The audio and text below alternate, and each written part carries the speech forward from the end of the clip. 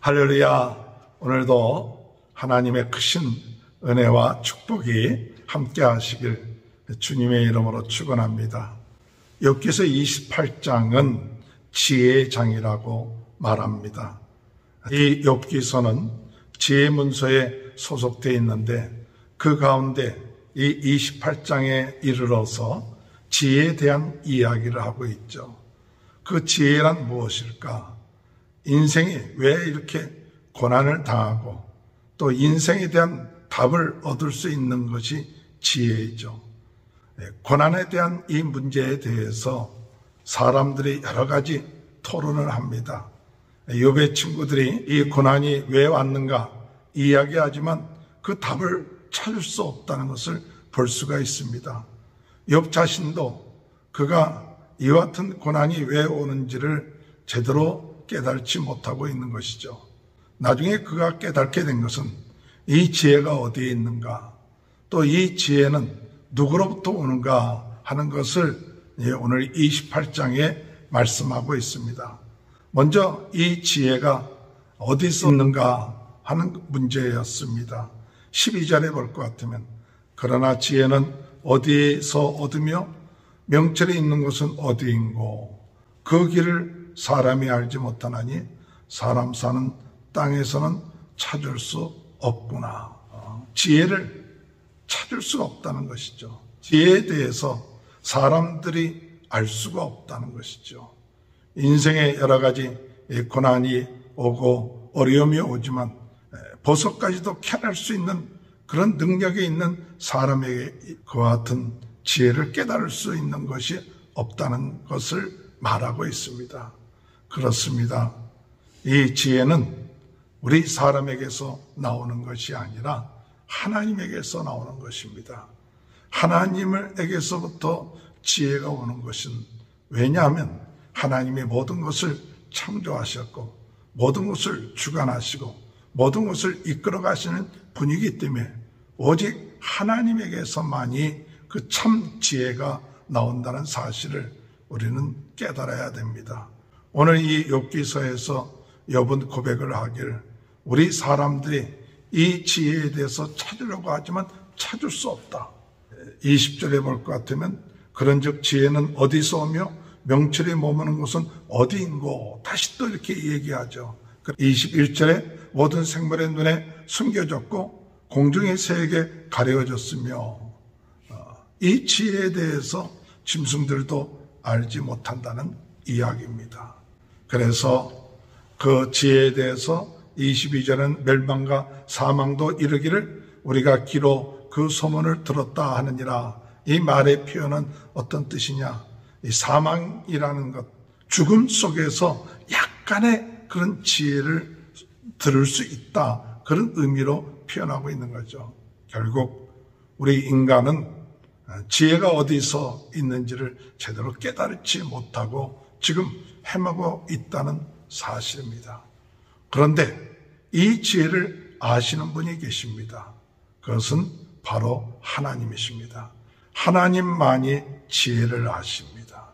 하나님만이 그 지혜의 근원이 된다는 것이죠. 23절에 볼 것 같으면 하나님이 그 길을 아시며 있는 곳을 아시나니 이는 24절에 그가 땅끝까지 감찰하시며 온 천하를 살피신다. 하나님만이 그 지혜를 아신다.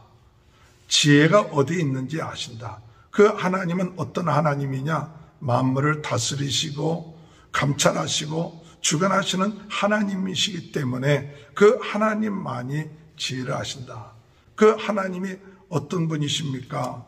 25절에 볼 것 같으면 바람의 무게를 정하시며 물의 분량을 정하시며 26절에 비 내리는 법칙을 정하시고 비구름의 길과 우리의 법칙을 만드셨습니다.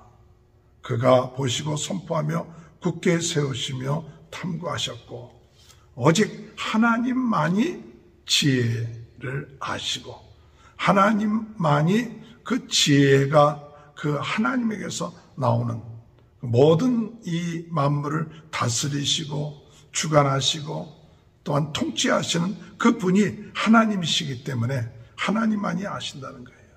오늘 여러분, 이 지혜가 무엇이기에 이렇게 사람들이 알 수 없습니까?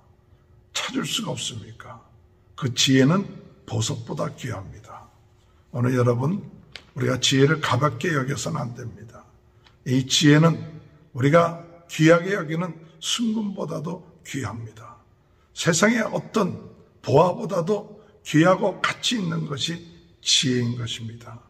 오늘 여러분, 이 지혜를 귀히 여겨야 됩니다. 하나님으로부터 오는 지혜를 사모해야 됩니다. 순금보다도 돈보다도 더 오늘 우리에게 필요한 것이 무엇이냐? 바로 지혜입니다. 지혜를 깨달으면 되는 거예요. 참 지혜를 하나님으로부터 받으면 세상에 부자가 되는 것보다도 더 큰 은혜와 축복을 받게 되는 것입니다. 그래서 이 지혜가 얼마나 귀한가를 표현하기를 15절에 뭐라고 표현했느냐? 순금으로도 바꿀 수 없고 순금으로도 바꿀 수 없는 게 지혜되게. 은을 달아도 그 값을 당하지 못하네. 은으로도 그 값을 당하지 못한다. 이 오빌의 금이나 귀한 총옥수나 남보석으로도 그 값을 당하지 못하겠다.